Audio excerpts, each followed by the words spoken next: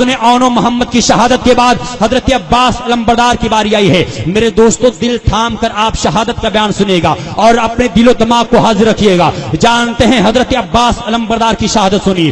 امام عالی مقام رضی اللہ تعالی عنہ کے عزیز و اقارب کی شہادت کے بعد آپ کے لیے اس قدر روح فرسا تھی کہ آپ کبھی آسمان کی طرف نگاہ اٹھاتے تو کبھی مظلوم عورتوں کی طرف نگاہ حسرت فرماتے. اب صرف شہزادہ علی اکبر اور حضرت عباس علمبردار ہی باقی ہے. میرے امام و مقام جبین نیاز کو جھکاتے ہوئے اپنے رب سے عرض و معروض مصروف ہے. جب میرے حسین نے سجدے سے سر اٹھایا تو حضرت عباس علمبردار نے عرض کی حضور میں نے اب تک علمبرداری کے علاوہ کوئی خدمت انجام نہیں دی ہے, حضور مجھے بھی اجازت دے کہ میرے مقدر کا ستارہ چمکا دیجیے. تو جب میرے حسین نے دیکھا کہ عباس علمبردار اجازت چاہ رہے ہیں, میرے حسین نے حضرت عباس علمبردار کو سینے سے لگایا اور میرے حسین نے ارشاد فرمایا بھائی عباس میں مشیت الہی پر راضی ہوں. ساقی کوثر شاہ فیروز محشر علیہ السلام کے بچوں کی پیاس و بے قراری کی شدت میرے پیش نظر ہے, جائیے میں نے آپ کو اجازت دی ہے. حضرت عباس علمبردار اجازت پا کے آپ خیمے میں تشریف لاتے ہیں. حضرت عباس علمبردار نے دیکھا کہ سیدہ سکینہ اور حضرت علی اصغر پیاس سے تڑپ رہے ہیں.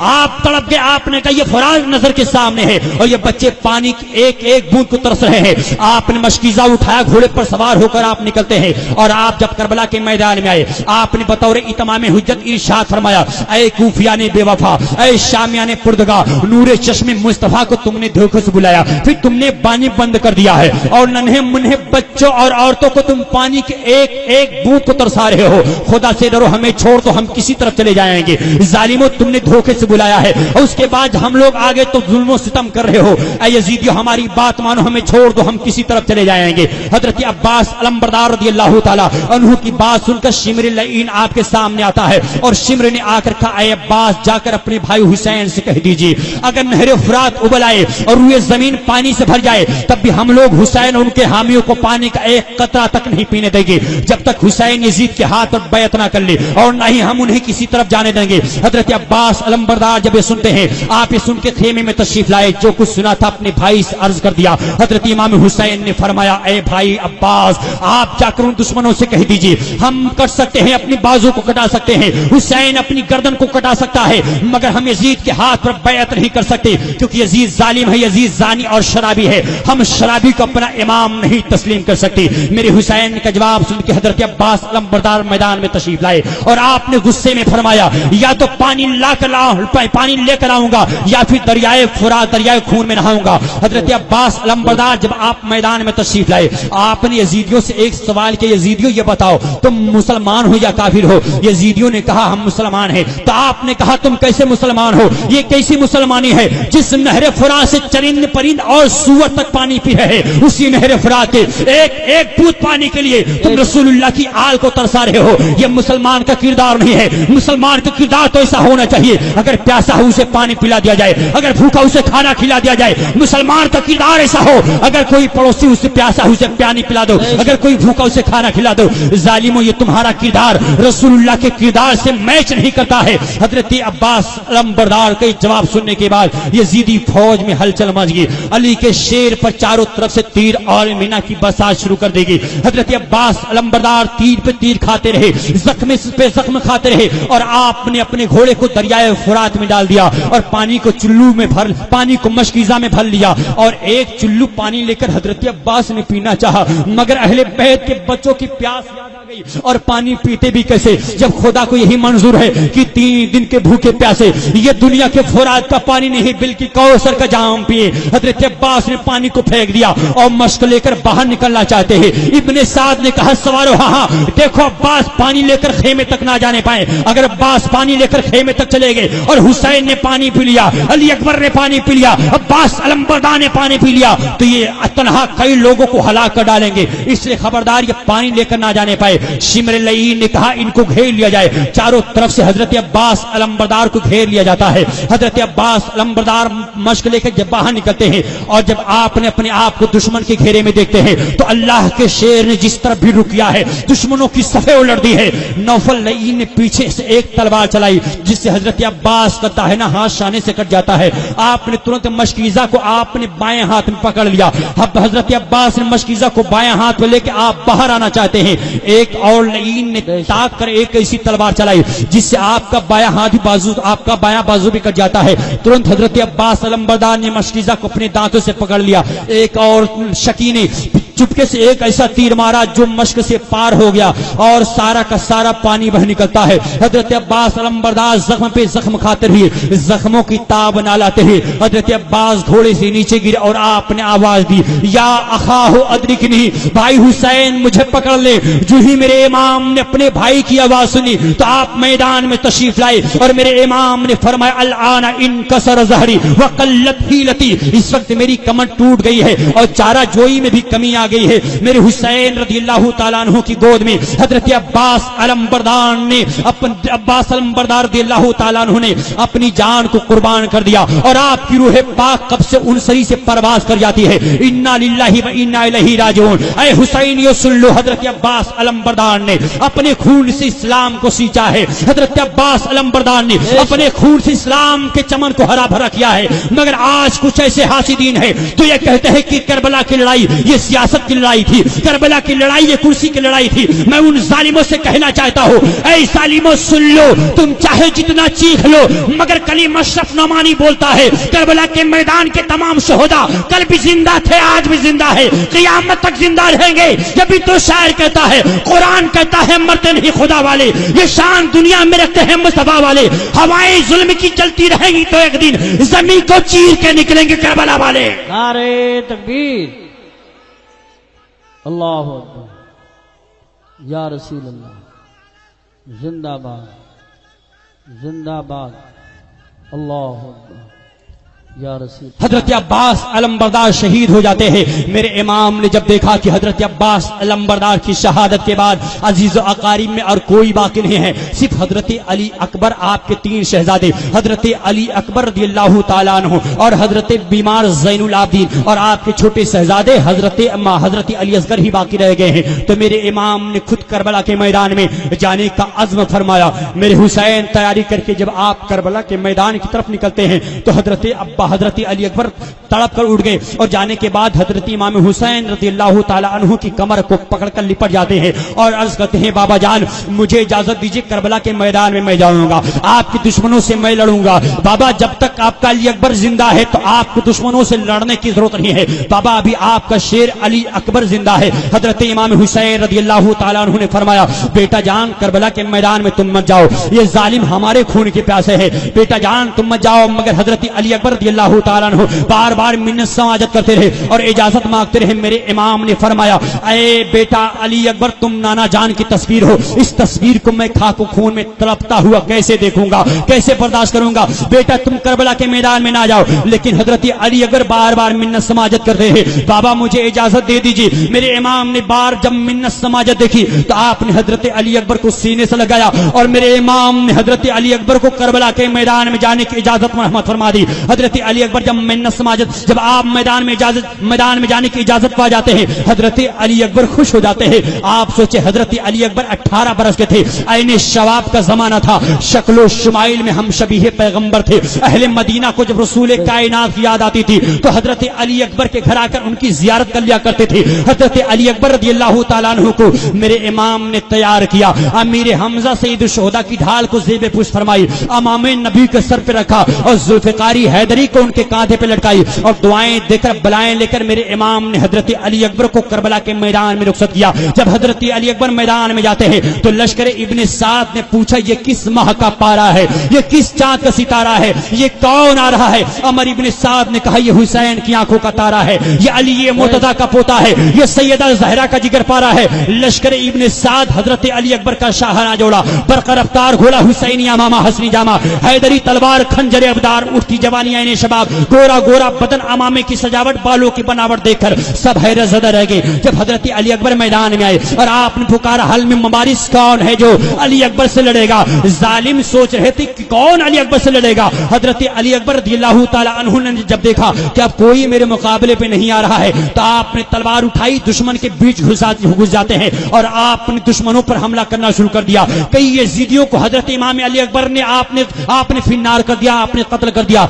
لشکر میں شور برپا ہو گیا، بھاگو بھاگو، اور جنگ ٹھنڈی ہو گئی۔ حضرت علی اکبر دوبارہ خیمے میں آئے اور آپ عرض کرتے ہیں بابا جان، میرے بابا حسین، مجھے کہیں سے ایک گھونٹ پانی پلا دیجیے، اگر پانی کا ایک قطرہ میرے حلق میں پہنچ جائے تو آپ کے دشمنوں کی تباہی کے لیے آپ کا لاڈلا علی اکبر بھاری ہو جائے گا۔ میرے امام، میرے ابو، مجھے کہیں سے پانی پلا دے۔ میرے امام نے کہا بیٹا تمہیں پانی کہاں سے پلاؤ؟ میرے امام نے حضرت علی اکبر کو قریب کیا اور نانا جان کی عطا کردہ انگوٹھی کو ان کے ہونٹوں پہ رکھ دیا، کہا بیٹا اسے چوسو، تمہیں سکون مل جائے گا۔ حضرت علی اکبر نے پیارے رسول کی عطا کردہ انگوٹھی کو چوسا، انہیں سکون ملا۔ آپ دوبارہ میدان میں آئے اور آپ نے پکارا حل میں ممارس کون ہے جو علی اکبر سے لڑے گا؟ حضرت علی اکبر کا یہ چیلنج سننے کے بعد کسی کے اندر اتنی جرأت نہ تھی جو علی کے شیر کے سامنے آ کر آپ سے لڑ سکے۔ عمر ابن سعد نے کہا کہ اے طارق بن شیش، جا تو علی اکبر کو قتل کر، میں تجھے ابن زاد سے موصل کی حکومت دلوا دوں گا، ابن زاد سے موصل کی حکومت دلوا دوں گا۔ طارق بن شیش نے کہا مجھے ڈر ہے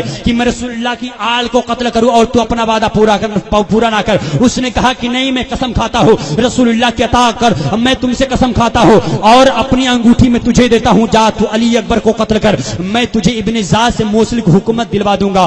وہ طارق بن شیش، وہ ظالم، وہ موصل کی حکومت کی لالچ میں آ گیا اور آ کے حضرت علی اکبر کے سامنے تلوار لہراتا ہے، کہتا ہے علی اکبر اب مرنے کے لیے تیار ہو جاؤ، تمہارا وقت مرنے کے لیے آ گیا ہے۔ تو حضرت امام علی اکبر نے نعرہ تکبیر کی صدا بلند کی اور کہتے ہیں ظالم تو کس کو چیلنج کر رہا ہے؟ تو اس علی اکبر کو چیلنج کر رہا ہے جس کے رگوں میں حسین کا خون دوڑ رہا ہے، تو اس علی اکبر کو چیلنج کر رہا ہے جس کے رگوں میں علی کا خون دوڑ رہا ہے، وہ اس علی اکبر کو چیلنج کر رہا ہے جس کے رگوں میں نبی کا خون دوڑ رہا ہے۔ ظالم ابھی دیکھنا ہے کہ کون پہلے مرتا ہے۔ حضرت علی اکبر نے ایک ہی تلوار میں اس ظالم کی گردن کو جدا کر دیا اور وہ ظالم جہنم میں پہنچ جاتا ہے۔ اس کا دوسرا بیٹا آیا، آپ نے اسے بھی فنار کیا، اس کا تیسرا بیٹا آیا، آپ نے اسے بھی فنار کیا۔ جب آپ نے کئی لوگوں کو فنار کر دیا، اب جانتے ہیں اب اس دشمنوں کے بیچ ایک شور برپا ہے کہ آخر کون ہے جو علی اکبر کو مارے گا۔ تو مصرع بن غالب کو تیار کیا گیا کہ اے مصرع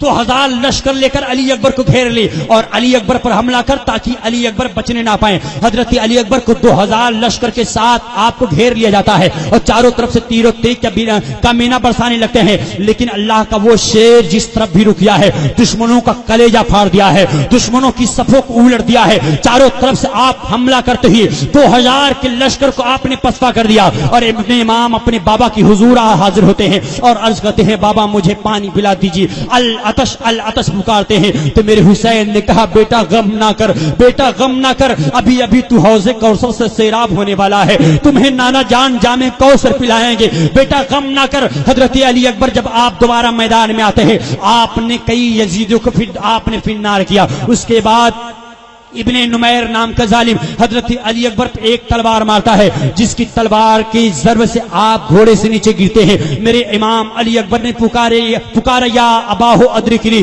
اے بابا حسین مجھے پکڑ لے۔ میرے امام نے جو ہی شہزادے کی آواز سنی آپ میدان میں تشریف لاتے ہیں۔ میرے امام نے ان کے سر کو اپنی گود میں رکھا۔ میرے امام فرماتے بیٹا کیسا محسوس کر رہے ہو؟ تو عرض کرتے ہیں بابا میں محسوس کر رہا ہوں، میں دیکھ رہا ہوں کہ آسمان کے دروازے کھل گئے ہیں اور حوران و غلما میرے لیے جام کوثر لیے میں انتظار کر رہے ہیں، اور میرے بابا میں دیکھتا ہوں کہ نانا جان میرا انتظار کر رہے ہیں۔ اسی کے ساتھ حضرت علی اکبر رضی اللہ تعالیٰ عنہ کی روح پاک بھی آپ کی قبض سے ان شریر سے پرواز کر جاتی ہے۔ اے میرے دوستو حضرت علی اکبر بھی شہید ہو جاتے ہیں۔ خدا کی قسم آج کچھ ظالم ایسے ہیں، ذاکر نائک جیسے لوگ ہیں اور یہ مولوی جرجیس جیسے لوگ ہیں جو یہ کہا کرتے ہیں کہ کربلا کے میدان میں لڑنے والے یہ تمام کے تمام لوگ کربلا کے میدان میں یہ مر کے مٹی میں مل گئے ہیں، مگر ان ظالموں سے کلیم مشرق نمانی چیلنج کے ساتھ بول رہا ہے آج رامپور کی عظیم الشان کانفرنس میں کہ اے چلا چلی والو سن لو، کان کھول کر اپنے دل کی تختی پہ سے نوٹ کر لو، کربلا کے میدان میں شہید ہونے والے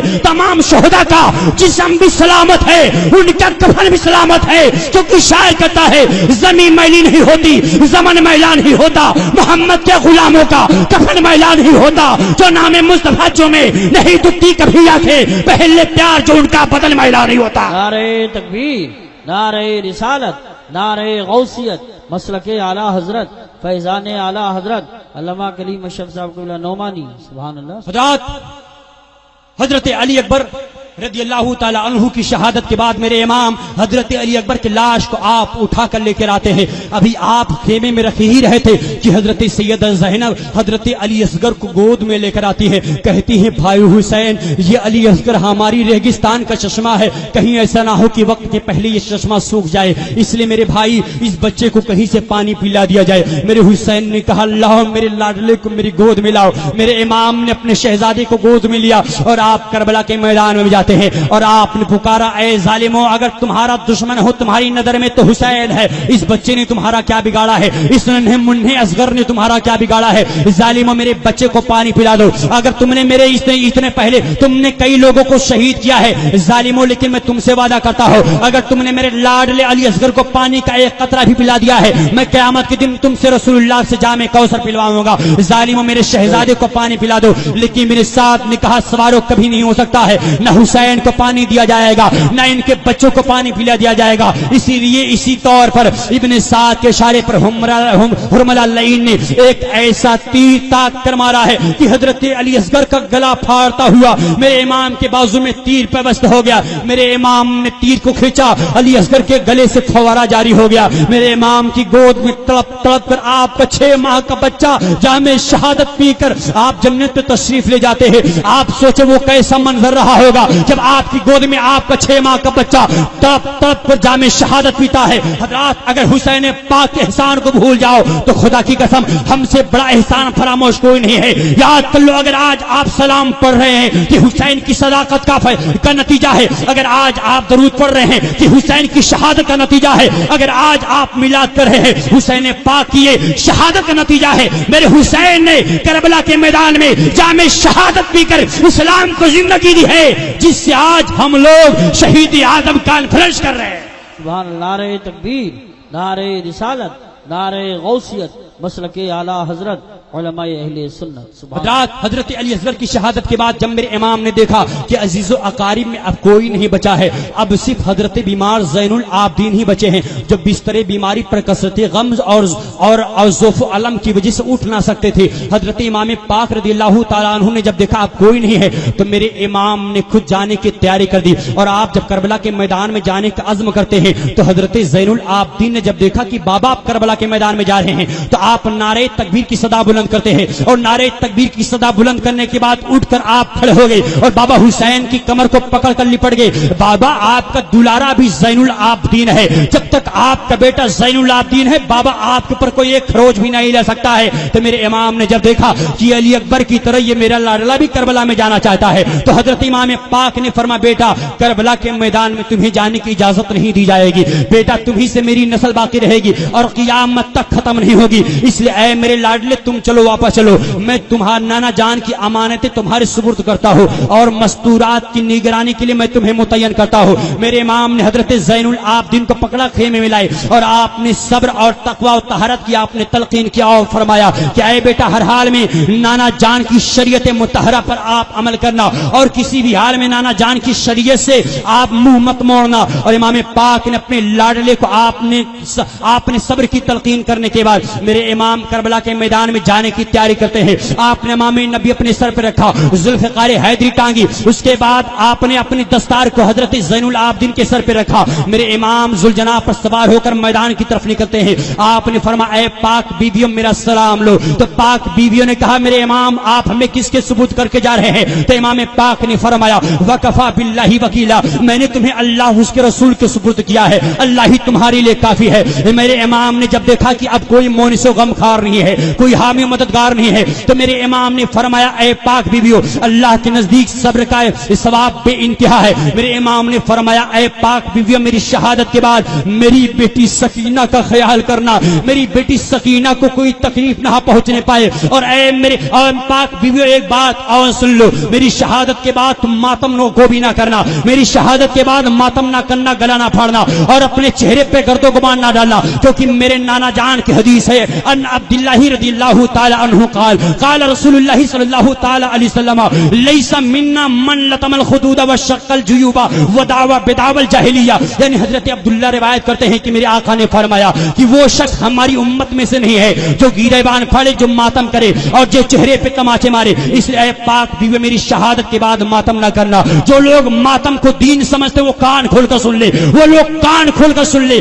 ماتم کرنا یہ دین کا حصہ نہیں ہے, بلکہ میرے پیغمبر نے ماتم کرنے سے روک دیا ہے. میرے پیغمبر نے ڈھول لگ بجانے سے روکا ہے. میرے پیغمبر نے ناچنے گانے سے روکا ہے. اس لیے اے میرے سنی بھائیوں, میرے امام نے یہ نصیحت کر کے جب آپ کربلا کے میدان میں پہنچتے ہیں تو بطور اتمام حجت میرے امام ارشاد فرماتے ہیں, اے کوفیان بے وفا, اللہ سے ڈر, اس اللہ سے ڈر جو رات لے جاتا ہے, جو دن لاتا ہے, جو رزق دیتا ہے, جو زندہ کرتا ہے, جو مارتا ہے. اگر تو رسول کائنات کا کلمہ پڑھتا ہے, اللہ کی وحدانیت کے اقرار کرتا ہے, تو ہماری بات مانو, ہمیں چھوڑ دو, ہم کسی طرف چلے جائیں گے.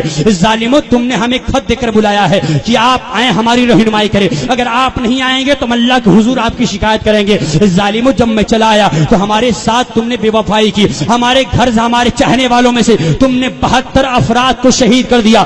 ظالمو, کیا تمہیں نہیں پتا میں کون ہوں؟ ظالمو, میں وہ حسین ہوں جس کو نانا جان اپنے کاندھے پہ بٹھایا کرتے تھے. ظالمو, میں وہ حسین ہوں جسے امی جان دھوپ میں نہیں جانے دیا کرتی تھی. ظالمو, میں وہ حسین ہوں جسے جبریل امین آ کر جھولا جھلایا کرتے تھے. ظالمو, میں وہ حسین ہوں جسے امی جان دھوپ میں نہیں جانے دیا کرتی تھی. ظالمو, میں وہ حسین ہوں جسے جبریل امین جنت سے میوے لا کر کھلایا کرتے تھے. ظالمو, میں وہ حسین ہوں جسے جبریل امین جنت سے جوڑے لا کر پہنایا کرتے تھے. ظالمو, تم نے میری عظمت کو نہ سمجھی.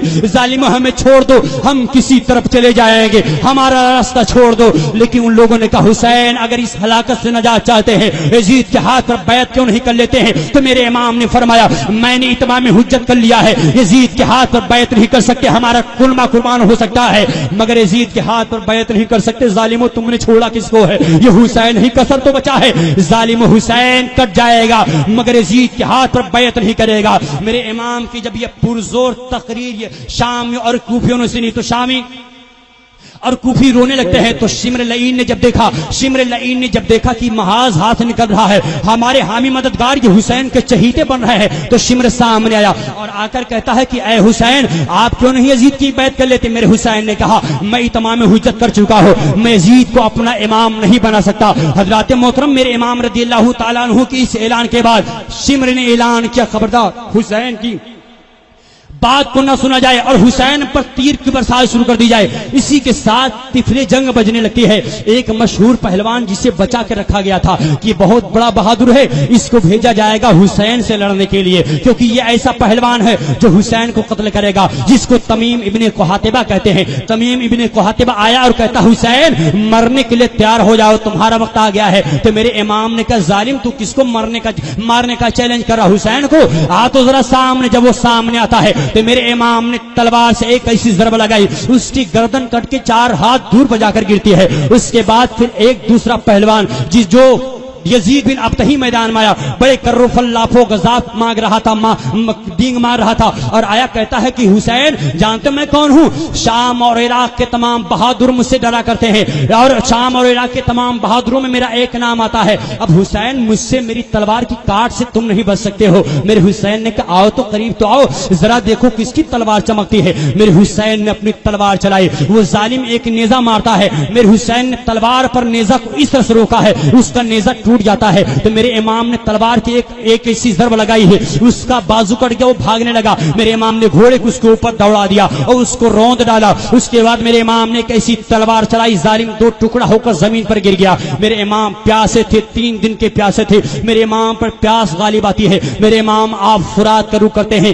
ابن سعد نے کہا, سوارے ہاں دیکھو, حسین پانی کا ایک قطرہ تک نہ پینے پائے. اگر حسین پانی کا ایک قطرہ پی لیں گے وہ اللہ جدر روح کریں گے, کسی کو زندہ نہ چھوڑیں گے. میرے امام کربلا کے میدان آپ فرات کا رخ کرتے ہیں. 4000 افراد کا پہرا ہے. 4000 نے 4000 کا فرات پہرا ہے, 2000 نے راستہ روک رکھا ہے. مگر میرے امام آپ نے دونوں ہاتھ سے حملہ کرتے ہوئے لشکر کو چیرتا ہوا میرے امام فرات کے پانی میں گھس جاتے ہیں. میرے امام نے پانی لیا اور پینا چاہتے ہیں. جیسے چلو میں پانی اٹھایا تو سیدہ سکینہ کی پیاس یاد آ گئی. میرے امام کو حضرت علی اصغر کی پیاس آ گئی, اپنے گھر والوں کی پیاس یاد آ گئی. میرے امام نے پانی کو پھینک پھینک دیا اور پیتے بھی کیسے جب خدا کو یہ منظور ہے کہ 3 دن کے بھوکے پیاسے یہ 3 دن کے بھوکے پیاسے دنیا کا پانی نہیں بلکہ یہ کوثر کا جام پیے. میرے امام نے پانی کو پھینک دیا اور جب وہاں سے باہر نکلتے ہیں تو جانتے ہیں محکم ابن طفیل آیا. ابن سعد سے کہتا ہے کہ تمہیں شرم نہیں آتی ہے تو حسین کے سامنے ایسے ایسے پہلوان کو بھیجتا ہے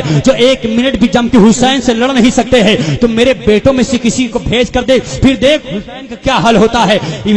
ابن سعد نے محکم ابن طفیل کا بڑا بیٹا کو بھیجتا ہے. وہ آیا میرے امام سے کہتا ہے امام حسین میں آیا ہوں تیرے سامنے. میرے حسین نے کہا ظالم تو کیوں آ گیا تیرا باپ آتا تو بہتر ہوتا. میرے امام نے ایک ہی تلوار میں اس کا کام بھی تمام کر دیا. اس کا دوسرا بیٹا آیا آپ نے اس کا کام بھی تمام کر دیا. اب خود محکم ابن طفیل آتا ہے کہتا ہے کہ تم نے میرے 2 بیٹا کو مارا ہے. میرے امام نے کہا تو تیرا 2 بیٹا مر چکا ہے تیرے 2 بیٹے مر چکے ہیں اب تیرا بھی نمبر آ گیا ہے اب تو بھی جہنم میں جانے کے لیے تیار ہو جا. وہ ظالم آیا اور جیسے ہی میرے امام پہ وار کرنا چاہتا ہے میرے امام نے کہا ظالم یہ بتا ابھی تو تجھے گھوڑے کی زین بھی سنبھالنا نہیں آتی ہے اور تو حسین سے لڑنے کا دعویٰ کرتا ہے. وہ جیسے ہی جھکا گھوڑے کی زین دیکھنے کے لیے میرے امام نے نعرہ تکبیر کی صدا بلند کی اور اسی تلوار چلاتے ہیں ظالم کی گردن کٹ کے 4 ہاتھ دور پر جا کر گر جاتی ہے. میرے امام کی ہیبت کو دیکھ کر میرے امام کی طاقت کو دیکھ کر سب پر ہیبت طاری ہو گئی. سارے کے سارے لوگ دم بخود ہو کر رہ جاتے ہیں. ابن سعد نے کہا اے لوگوں دیکھو اگر جنگ کا انداز اگر یہی رہا تو حسین سب کی بہادری اور جوانی کو مٹی میں ملا دیں گے.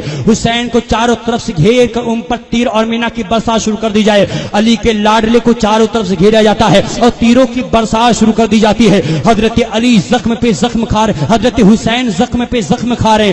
آپ سوچے ایک وہ امتحان تھا کہ حضرت اسماعیل علیہ السلام کو آپ کو چھری سے بچا لیا گیا تھا اور ایک یہ امتحان ہے کہ کاروان اہل بیت اپنے خاندان کی قربانیاں پیش کر رہا ہے. میرے حسین نے فرمایا یزیدیو تم ہو کہ ابن زاد اور یزید کی خوشنودی کے لیے تم نے آل رسول کا خون بہایا ہے تو آل رسول نے بھی ٹھان لیا ہے کہ ہم دین کی بقا کے لیے اپنے گھر پر شہید قربان ہو جائیں گے.